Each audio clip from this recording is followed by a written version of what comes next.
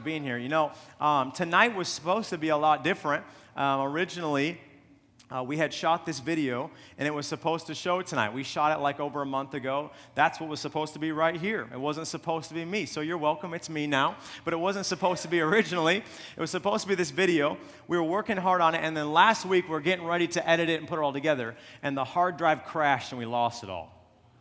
And I'm literally sitting there like a few days ago, and like I felt this like immediate pressure, like, oh my gosh, this is not what I was planning on. Like what I was planning on was a video. I wasn't planning on preaching. I wasn't planning on being here in front of all these people. I wasn't planning on doing this at one night. I was planning on showing a video. So when the video was happening, I was fine. Then when I knew I had to preach, I just felt this immediate pressure.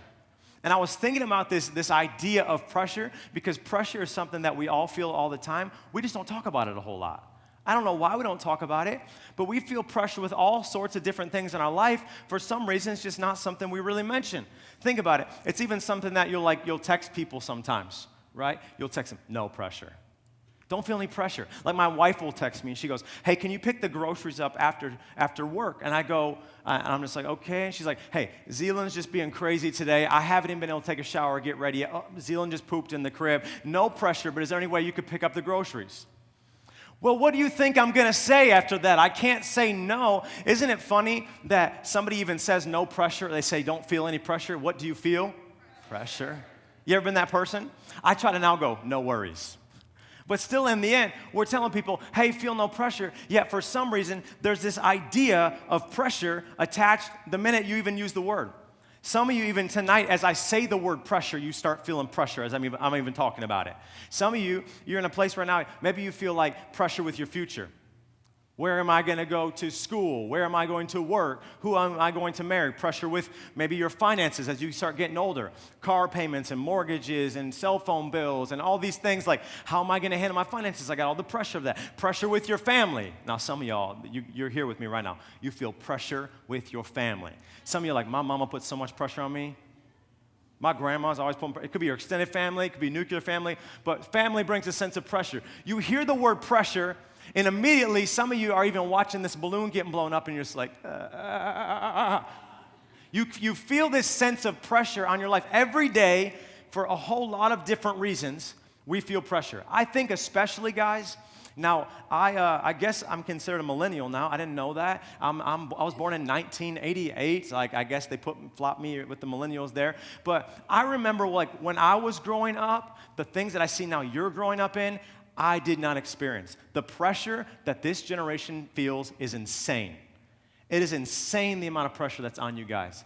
There's pressure about how you're supposed to dress, how you're supposed to label yourself, what words you're supposed to use, how you're supposed to talk. Like the minute like the word lit is popular, it's not popular anymore, and it's like a new word. What's the new word? What's the new lit? Is there a new lit out there? What? No? It's still lit? Yeet? Yeah. Yeet sounds like you want to eat. Like that's what it sounds. I don't get it. But culture. Look at this. The concept of social media, just step away from it for 1 second here. The amount of pressure that social media puts on your life is insane. You just don't even know it's there because it's all you've ever known. See, I lived in a day when I didn't have a cell phone because literally, like, they didn't exist the way they exist today. My first phone, you got the flip phone, and then I had like this, and then you have the phone where you like kind of slide it up, and it's got like the button-crushing little keyboard. Okay, y'all, some of y'all experience that, right? And now it's like a 12-year-old has like a phone as nice as me has like a freaking iPhone or something, you know what I'm saying?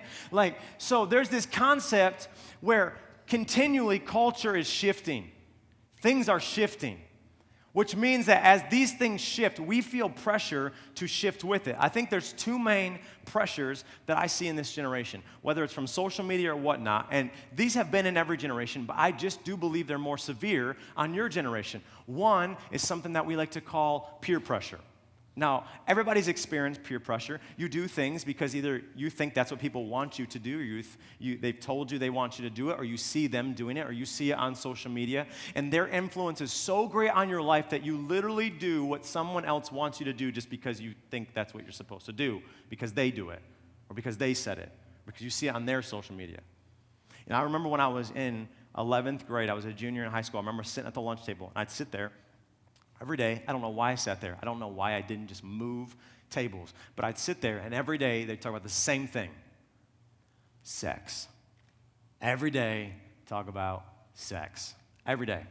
And I'm sitting there, and they're talking about their weekend escapades. They're talking about the things they've fooled around and done. They're talking about, and I'm sitting there, I'm a virgin, and I got no idea what they're talking about, number one. So I, first of all, feel a little stupid that I have no idea what they're talking about. But then once they found out I was a virgin, then it was like, oh, virgin boy, and this and this and that. Then they started teasing me. And I remember the pressure I felt as like a 17-year-old kid because I hadn't had sex yet. That's a pretty insane thought, but the pressure now upon you guys is even greater because it's not just about sex anymore. It's about sexual identity.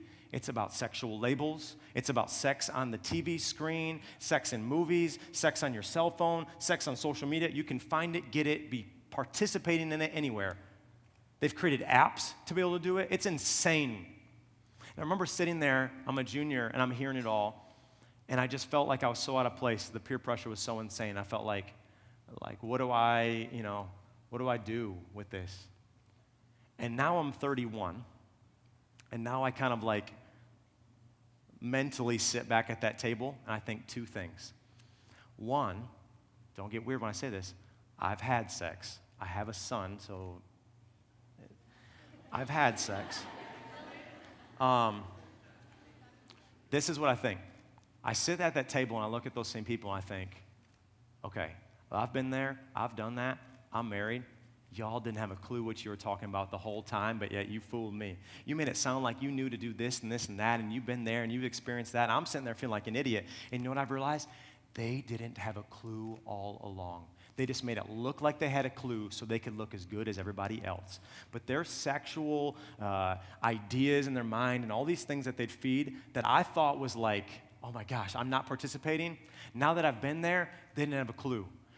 Don't let people pressure you that don't have a clue, that you just think have a clue. Number two, listen, sex is worth waiting for, because I'll tell you this, a couple things. One, my wife is 1,000,000 times hotter than theirs. I've seen them on Facebook. My wife's way hotter. My son was worth waiting for. The blessings on my life are way greater than their life. I got one son with one wife. They got multiple kids with multiple women, screwed up divorce already situations. It's all because they couldn't wait for certain things that were worth waiting for. And there are people and there are situations that are trying to pressure you into certain places to make you be a certain thing. We feel it, peer pressure. We don't just feel it from other people, though. We do it to ourselves. It's called perfections pressure, is what it's called. I just feel like there's such a lack of authenticity in this generation anymore because all that anybody puts up, I wish like people would create social media accounts that they just put up the worst pictures of every day. Just like the worst things that happen, put those up. Because what we do is we think that people want to see certain things, so we put this pressure on ourselves to look perfect.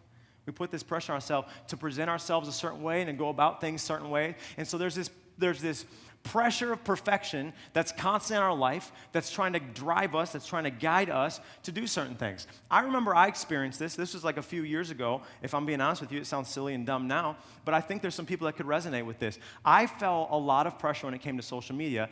Listen, I wasn't getting enough likes on my pictures. Now, don't tell me you haven't thought this. Because I would look at other people's pictures, either other pastors, other people that I somehow was connected with. I'm like, they're getting more likes than me. What am I doing wrong? Why am I not getting as many likes as them?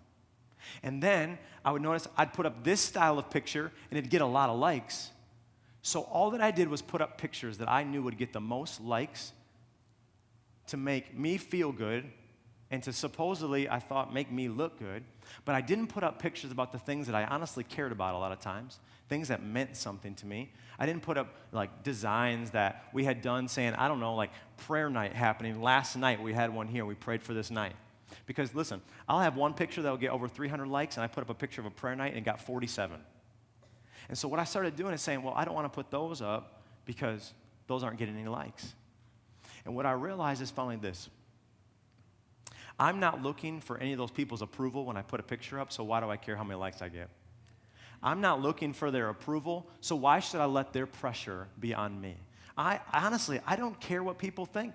So if I want to post about a prayer night, I post about a prayer night. If I want to post about my son, he just pooped in his crib, I post about my son just pooped in his crib. If I want to post a picture of me and my wife, if I want to I'm gonna take a picture right now. I'm gonna post it afterwards. Get your hands up. Go crazy for 1 second. We're gonna post a video.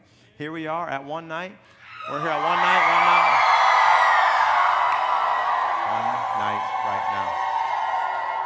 So I'll post that afterwards. If I want to post that, then I'm going to post that. I don't care if people like it. I don't care if they approve it. But I'm not going to land under perfection's pressure to tell me who I have to be when God's already told me who I am.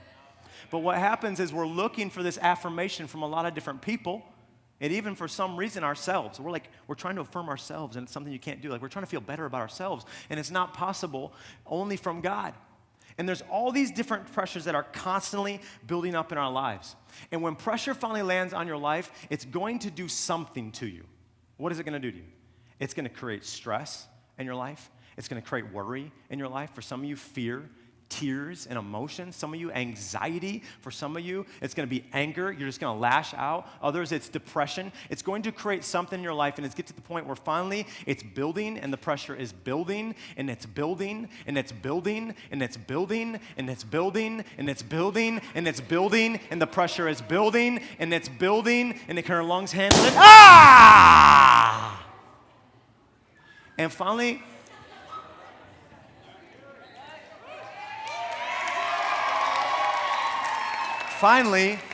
what happens is the pressure builds to a point that you can't handle it. You don't know what to do with it. It's just building and building and building on you, and you're like, what do I do with this? And you feel pressure from all these different places, from all these different people, pressure you put on yourself, pressure you let the internet and social media put on you. You feel all this pressure kind of coming around you, and finally, you don't know what to do with it. There's two lessons I've learned I want to tell you about pressure. I think it would actually free some people in this room. I think if you could understand the truth, two things about pressure, I think you'd know how to deal with different things in your life. Number one, pressure is not a bad thing. Now, I know we've been talking kind of like it is, and we've been talking about all these scenarios that bring pressure in our life, but Scripture says, it says in James 1, verses 3 to 4, James said, you know that under pressure, your faith life is forced into the open, and it shows its true colors. So don't just try to get out of anything prematurely. Let it do its work, the pressure, so that you can become mature and well-developed, not deficient in any way. What is this saying? This scripture is saying when your back is against the wall, when pressure is on you, these are the moments that define your true colors. This is who you actually are. I remember when I'd be in dating relationships, when I broke up with somebody, the thing I'd always say is, after the breakup, it showed who I was and who that person actually was. If they still treated me with respect, if they still treated me with genuine care and love, yet we weren't dating anymore, that's who that person was. Because I've had a lot of relationships, a lot of relationships that I've been, when I finish them, true colors come out real quick. You know, it's this idea, though, pressure is not a bad thing. Take, for instance, the graphite and this pencil and this diamond. Do you realize the difference between them? Pressure. If you were to take this pencil over time, lots of pressure, heat, pressure, do you know what you'll get? This same diamond. So this understanding here maybe is a little bit off for us, that we look at pressure and we think, oh, I can't handle it, the pressure. Maybe pressure is not the issue. Maybe God is trying to do something beautiful. Maybe He's trying to bring out your true colors, the diamond in you, who He's created you to be, something that has purpose, something that has value, something of truth. You know, you look at this scripture and it says in verse 3, you know that under pressure, your faith life is forced into the open and it shows its true colors. Pressure creates the diamond out of you. Pressure brings those true colors. Don't run from it. Embrace it. That's the hardest thing to do, is when we feel pressure, it's like, what do I do with this? Get it off me. But maybe we're actually supposed to embrace the pressure. Here's something I know y'all love, taking tests. There's actually probably some people in the room that are like, I love tests. Like, you can leave. Just joking, I love you. Taking tests. Look at this for a second here. I took the ACT. Now, I know y'all do SAT and stuff. A lot of you that have done it. I took the ACT 4 times. I hate taking tests. And I did it because I was trying to even out what I had, my GPA and get an ACT and get better scholarships. I couldn't do it. I suck at taking tests. I'm awful at it. I study so hard. I get there, I'm just like, I'm trying, math? Oh, no, this is English, crap. It's like everything, I feel the pressure.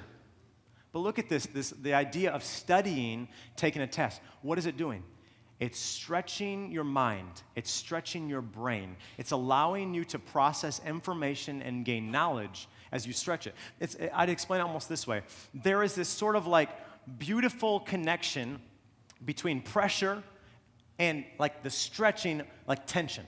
So look at this. You take a bow, I put some pressure on it, right? And as I pull a little harder and put some pressure on it, what does it do? It creates tension between the bowstring and eventually, wham, you let go of the arrow. As I put pressure on this and as I pull on this, it creates a tension that with that tension, the arrow can fly. Without that tension, there would be no trajectory to the arrow. If I were to put an arrow here and just say go, it wouldn't do anything. I have to put pressure on it for it to do something. Or you look at it this way. You look at it, anybody work out in here? Anybody like you go to the gym, you love working out? Okay. I don't. I just wanted to find out who did. So look at the idea of like working out, a dumbbell. This idea of pressure and tension. When you bring the pressure, right, and they say, like for me, I don't want to get bulky. I just want to get tone. I don't want to. My wife is just telling me I need to go do it. I take the pressure, and then there's the tension. You wait on the tension. What that's actually doing, small weight, many reps, but doing it slow, it's hitting that bicep. Do you know what it's doing? The tension is actually tearing the muscle.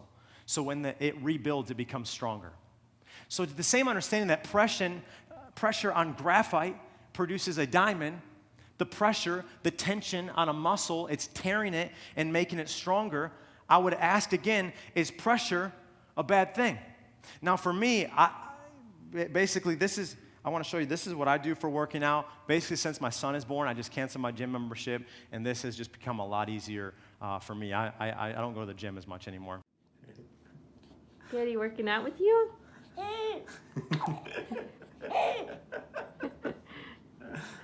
Ooh, curls? Curls?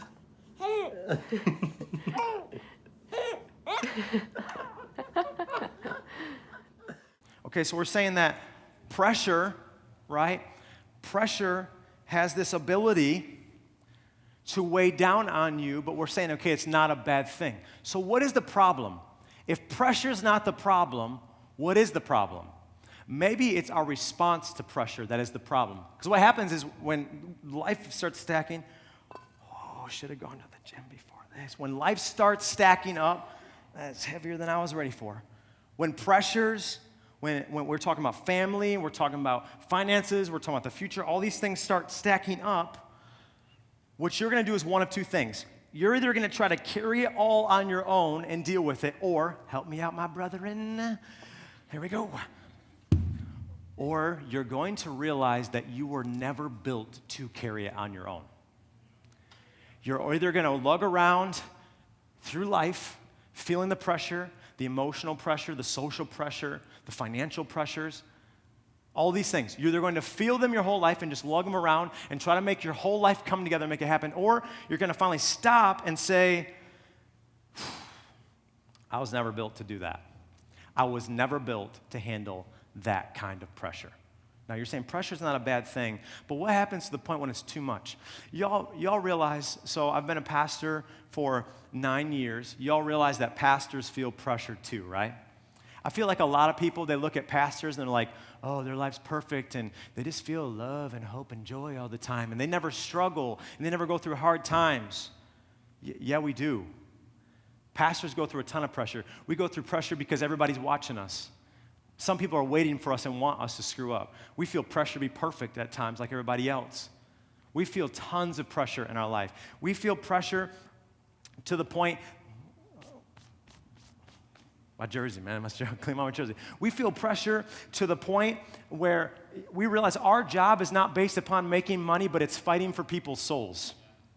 This is heaven and this is hell. This is real. It's a real thing. Why would I get up here and prepare all this and waste my time to just entertain you for a second? This ain't entertainment hour. This is an encounter that some of you need to realize that you can't carry the pressure. Because there's a lot of pastors, I've seen this in the last couple years, it's become an epidemic of pastors under so much pressure. This is crazy to me, but there's been an epidemic of pastors committing suicide in the last years like I've never seen. Like I've never seen. They have huge churches. They have huge ministries. On the outside, the social media look to it, the taking it in, it would look like they have everything that you would want. Some people, they have money, they have the cars, they have some book deal or whatever it is. And we looking at these people, you look at movie stars. You look at Heath Ledgers and Robin Williams and these guys. The pressure finally gets so much, what did? They took their life. Because they finally are lugging around something that they were never made to carry and they didn't realize it. And so their only thought was, I got to get out of this. I'm not even going to carry it all anymore. I'm not even going to try anymore. It'd be easier to just exit life and be done with this, and then it would continue with this whole idea. So if we're saying that experiencing pressure is not the problem, because pressure can produce the diamond, what am I really saying here? I'm saying that if the measure of your pressure becomes greater than the measure of your peace, then it will crush you. That's what I'm saying. I'm saying if you get to a point when you're lugging something around and you don't stop to realize, I don't have what it takes to carry this, it will crush you. That's why people that I respect, pastors, people that have ministries, they're doing the same thing as me. That's why they get to a point they can't handle anymore. The pressure's too great. You know, because what happens is, you look at this idea of pressure, if you were to look at it from this scenario. And what happens is when we're dealing with this pressure, at first, it seems pretty manageable. You know, it seems like, no big deal. But then what happens is this. Something in life happens. Because life just happens, right? Somebody passes away. There's some sort of financial struggle. Parents get divorced. Struggling in school. I don't know what it is. You tell me. Something happens. Life. Real life. So at first, what seemed manageable kind of gets to a point where you're like, I still got it. I can deal with the pressure. Not that big of a deal. And it starts to get a little harder. It's not that you're not able to still lift it. You are. You're pressing through. You're making it to some degree, it looks like.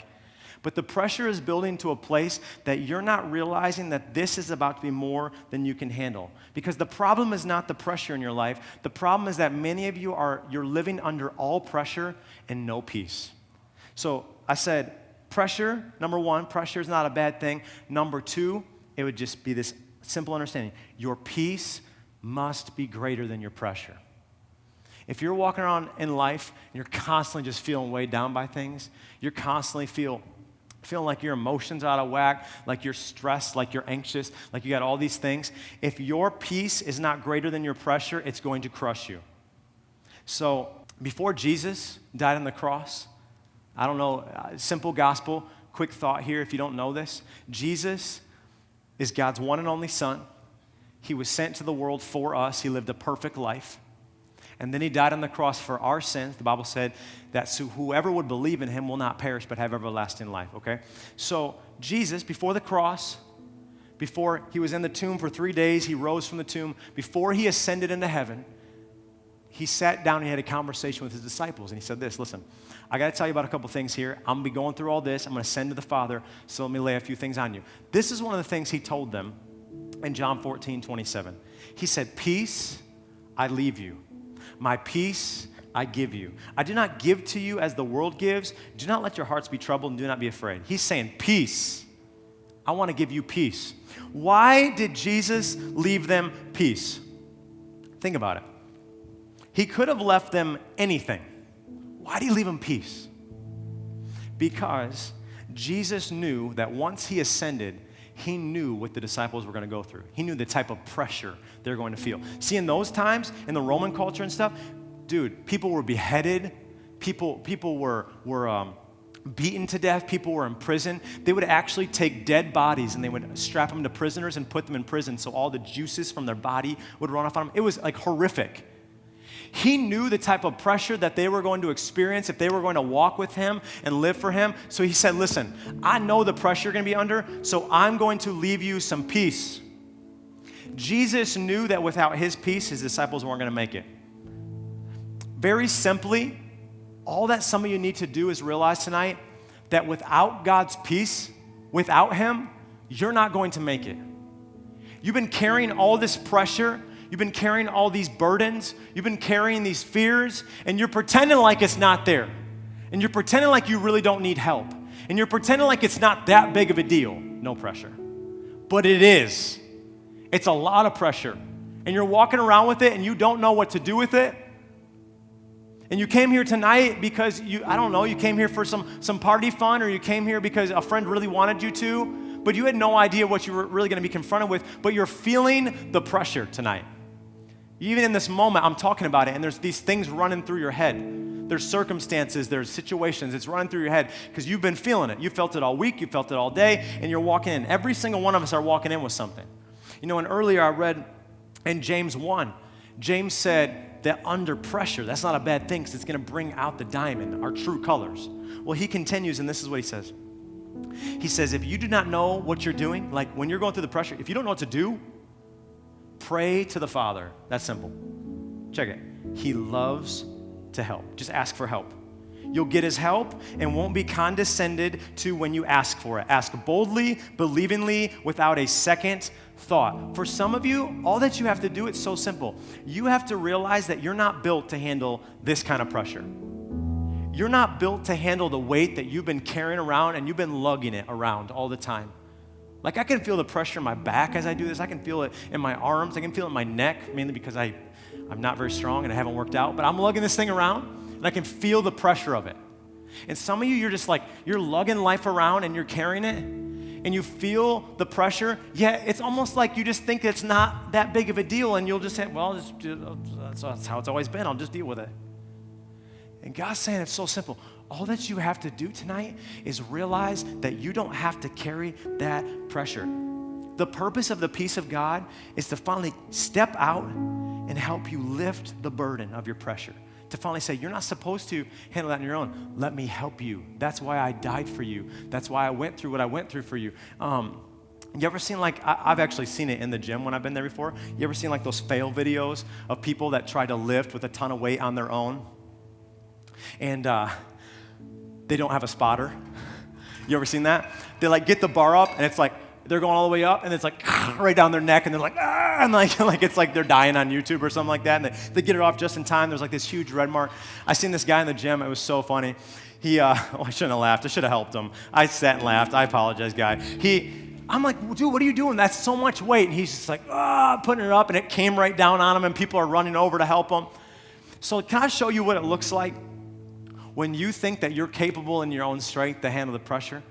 See, what you're doing really is you're coming to this place and you're saying, you know what, I feel like I'm capable to handle the pressure. I feel like it's not that bad. I feel like I could do it before. I feel like it was easy enough the last time. And then what happens is you think the last time it was easy, but then when the next time comes, you ain't ready for what the next time's gonna present. And you're living life off the last time, but you don't know what the next time's gonna be. And you come to this point and you're kind of here and you're like, okay, I've been handling this. I've been dealing with this. I can do this pressure thing. Like, I got me. And there's so much pride in you, you don't even realize it because you think that you just got it. And you come up here like one of these fail videos, guys, and you're like, who are these guys that start breathing heavy and getting themselves jacked? And you come here, and you come up.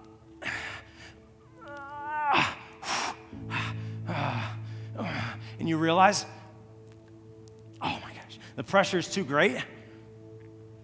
And all that you forget the simplicity of all you gotta do is in every season, oh man, I can't get out. In every season there's gonna be pressure. In every season there's gonna be something you walk through, but you forget how simple it is. You're stuck there in the midst of it. And James said all that you gotta do is ask for help. And it's so simple. You just go, Father, help me. Help me. I can't handle it. And you forget that it's so simple that you're stuck in that moment. And here's the beauty of it. You think your pressure is great? This is what peace looks like, baby. You think your pressure was big? This is what peace looks like. And God's saying, I want to give you some peace. I want you to feel some peace on your life. I want you to feel, now the peace of God ain't some 70s hippie flower, pamsy-wamsy kind of transical state. The peace of God is strength to lift your pressure. The peace of God is when you're there and you're like, I don't know what else to do. Father, help me. Like where I am right now, I don't know what else to do. Father, help me. The peace of God is something I think we forsake a lot of times because we look at the magnitude of our pressure and we forget how big God's peace is. And so here's Jesus. Why does he give us peace? Why does peace handle the pressure? Why is that the combination? Why isn't it like peace and power or something like that? Why is it, pressure and power? Why is it pressure and peace? Because Jesus took something and he carried it. He was nailed to it. He hung on it. It was the greatest pressure that we can even begin to imagine that he took on. And he said that in John. He said, I'm going to leave you peace because he realized that if I will take on this pressure, the pressure of the cross, if I will go through this for them, then my peace is now poured out for them. So what he did is this. He took the pressure so you don't have to be crushed under it. And what he did is he took your pressure so that he could give you peace. The reason peace is so powerful is because peace finally triumphs the pressure because Jesus could triumph the pressure.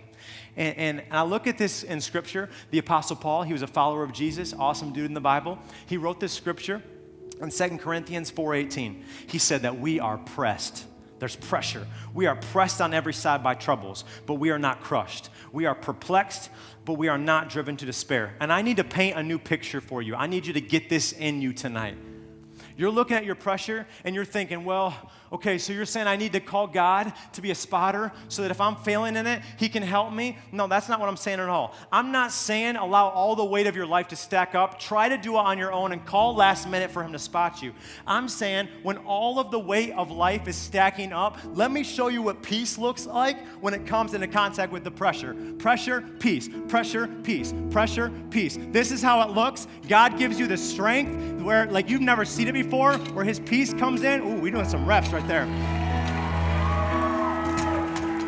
And we're looking at it as this idea that's like, okay, I'm struggling with my pressure, and then I'll ask God like last minute to come in. How about you ask him to show up right now so he can help you lift it all in the first place? Why are you going to risk it and say, well, maybe if it gets really bad and I get there, I'll yell out, God help me, and then he can spot me? How about you just take his strength, his peace along with you and say, God, only you can help me lift this. Only you can make my burden light. Only you can finally take this. I'll cast it on you. In the book of Galatians, it refers to peace as a fruit of the Spirit. In the book of Ephesians, it refers to peace as a part of the armor of God. When you look in Scripture in Isaiah 9:6, it was prophesied about Jesus. It said, and he will be called Wonderful Counselor, Mighty God, Everlasting Father. Here it is, and Prince of Peace. Peace is not just a state of mind. It's not a state of being. It's not something that just makes you feel better and picks you up. It's not some spiritual characteristic. Get this with me. Really get this with me here. Peace is a promise, yes. It's a priority of God, absolutely. Peace is something that God wants to pour out freely for you. Peace is a position you finally place yourself in and say, I have your peace. But most important, you know what peace is? Peace is a person. Jesus isn't saying, I'm just going to give you my peace. Listen, this is what he offers you tonight. He's saying, I'm going to give you myself. I'm going to give you all of me. He's not saying, hey, I'll just like throw a peace bone your way and just kind of help you out. He's saying, I'm giving you myself. I'm giving you me. We're calling this a fiesta tonight, a party. Some of you cannot party because you're under so much pressure. You can go out there and you can fake it, and you can yell and make it look like you're having a good time. But stop lying to yourself. Stop trying to lie to me. And absolutely stop lying to God. Because the pressure that's on your life, it's more than you can bear. And finally, you just got to let someone in, and his name is Jesus. He is peace. And I'm telling you tonight, here in a little bit, we're about to go hit this after party, and we're going to have some fun. We're going to hit some mechanical bull out there. We're going to do a bunch of crazy stuff. But listen, how is that party worth anything if you still got the pressure? If you really want to party, you know what you need? Peace. You have to have the peace of God. The Bible says it's a peace that passes what you can understand. Like you don't even get it. It's just there. And some of you, you're even feeling some things as I speak, and you're like, I don't even know what I'm feeling right now, but I'm feeling something weird. We don't need to try to explain it and put it all together. Just receive it because it's for you. And the invitation that I have for you tonight is for not just me to give you some peace, but for me to tell you that Jesus already gave you himself. He did it over 2,000 years ago. He took all the pressure on the cross, and he said, here I am. I'm for you. I love you. I got you. All that you got to do is just want me in return. Just take me.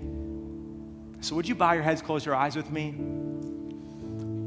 As we close, I just want to take a few moments where we can really just zone in for a second and allow God to just speak to you. Please just zone in for a second. We put on this whole night because we believe in you, because we believe that God has a purpose for your life.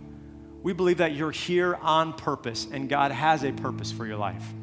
And there's nothing we want more tonight, guys. There's nothing we want more than for you to experience the peace of God. For you to know that in every situation, whatever you're going through, every pressure, that God has peace for you. If you're here tonight, all heads are bowed, all eyes are closed. It's a moment with us and God, you and God. And you're saying tonight, I resonate with some of what you're saying, Pastor Dave.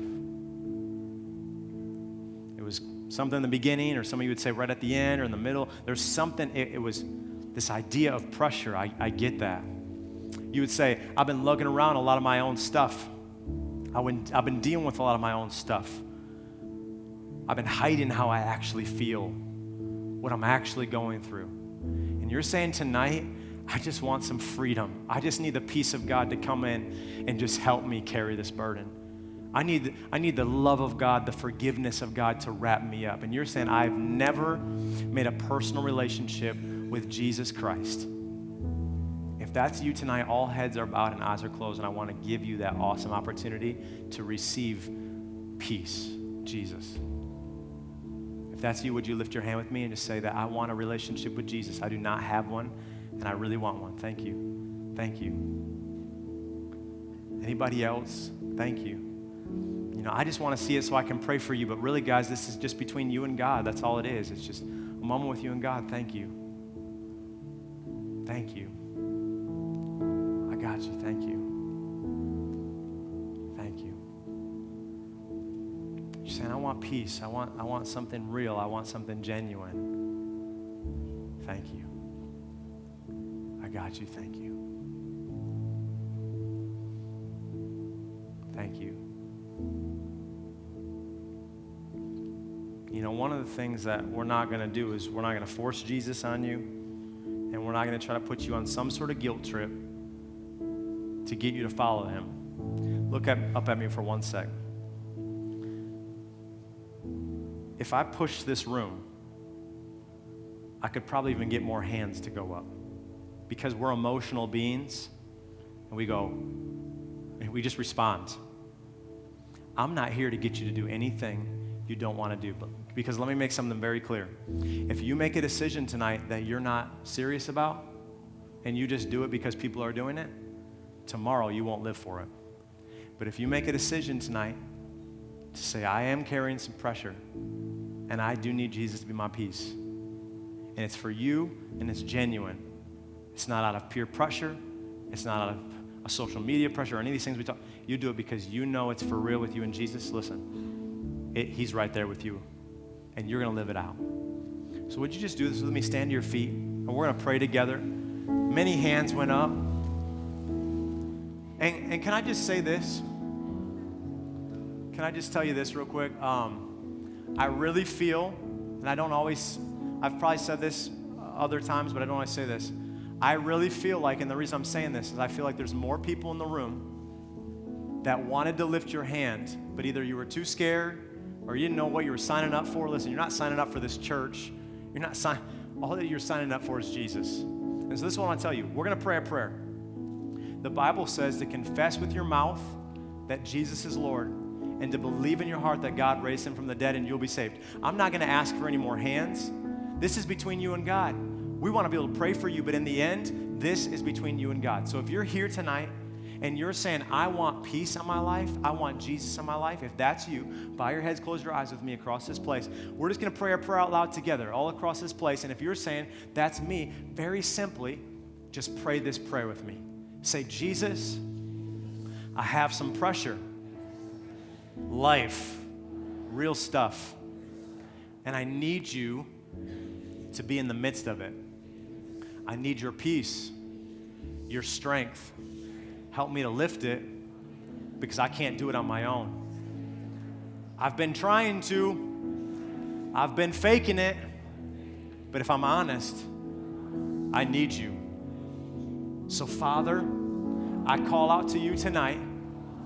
I beg you, Jesus, with the pressure that you took on the cross and the power you broke out of the tomb with, would you give me some peace tonight? Peace over my future, peace with my family, peace in all my pressures. I need your peace. I receive you into my whole life. Forgive me my sins. Come and dwell in me. I am yours, and you are mine. I promise to follow you all the days of my life. And I say this in the name of Jesus Christ. And everybody says, amen. Can we celebrate those people that gave their heart to Jesus? Amen. Amen.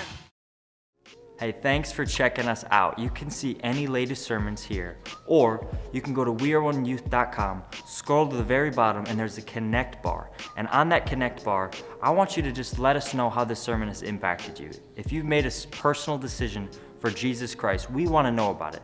We'd love to know your testimony. We'd love to know who you are and to really connect and be a part of the family with you. So if you can do that, we would love for that to happen. Or if you have any questions about upcoming events or more about who we are, browse our website. You can check that out there as well. If you liked what you heard today and you'd like to come on out as a part of our gathering on Wednesday nights, we encourage you to do that. We'd love to shake your hand. We'd love to hug you and welcome you to the family. Or you can check us out on social media and be a part of what's going on every day here at We Are One. God bless.